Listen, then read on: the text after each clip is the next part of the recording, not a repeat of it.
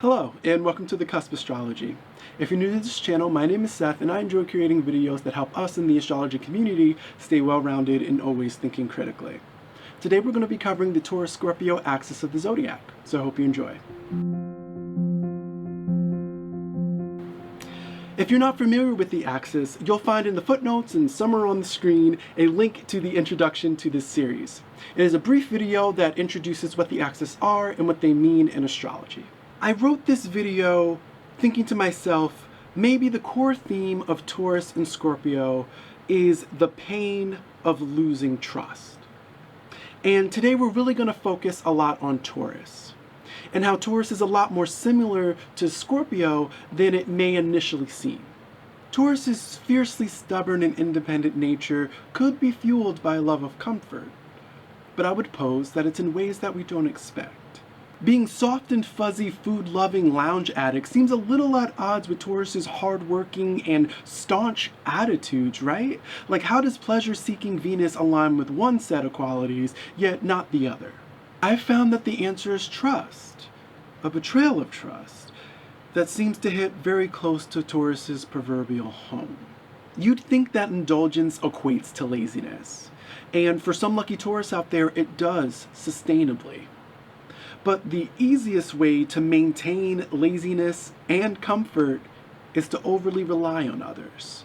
So what happens when the people that you're relying on end up making you pay for this comfort with things other than money?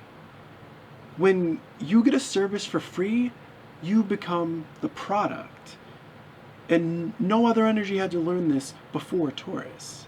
The sign is left to ask itself, what is worth? What is comfort worth? And what is the value of happiness and pleasure if it comes at the cost of self-worth? Is all the splendor of indulgence worth feeling like someone else's property?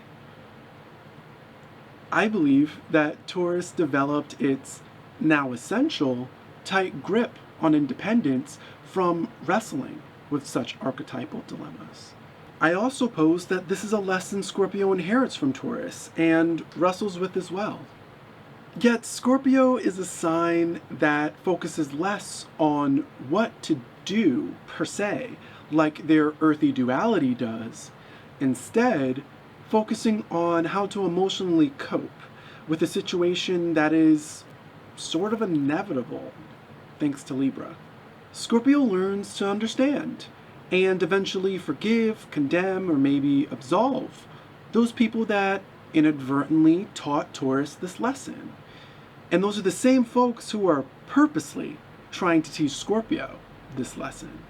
Scorpio learns to loosen up that tight grip that was passed down from Taurus just enough for the prioritization of collaboration. Again, thanks to Libra. But ultimately, I think that this is the hidden gem of the depth that is not often talked about concerning both of these signs. So with that, I hope you enjoyed my interpretation of the Taurus-Scorpio axis of the Zodiac. Please be sure to subscribe to this channel if you haven't already, and ring my bell so you'll be notified when I upload my next installment of this series. Give this video a thumbs up if you liked it. And also check out my Patreon page so you can see exclusive series and posts that I'm sure you'll like as well. You'll find down in the footnotes our new social media. We have a new Twitter and a new Instagram specifically devoted to the Cusp Astrology, which means we barely have any subscribers. So if you would like to help contribute to changing that, I humbly ask for your assistance. You'll also find a couple of links to past videos I've done covering Taurus and Scorpio, so be sure to check that out as well. Thanks for watching, embrace the stars, but always think critically.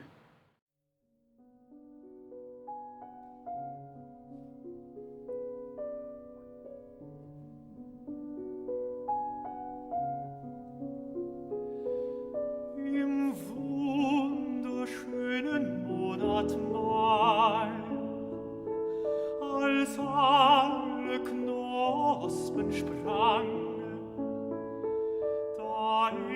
ist in meinem Herzen. Hey y'all, just leaving you with this special announcement. We're premiering the Cusp Astrology podcast towards the end of August. This podcast will primarily focus on answering your questions from the comment sections of our videos. So if you have any burning questions, first, consider ordering a reading with me through the Cusp Consulting. The link's in the footnotes. But then leave your question in the comment section and stay tuned to hear it answered on the Cusp Astrology podcast. See you soon.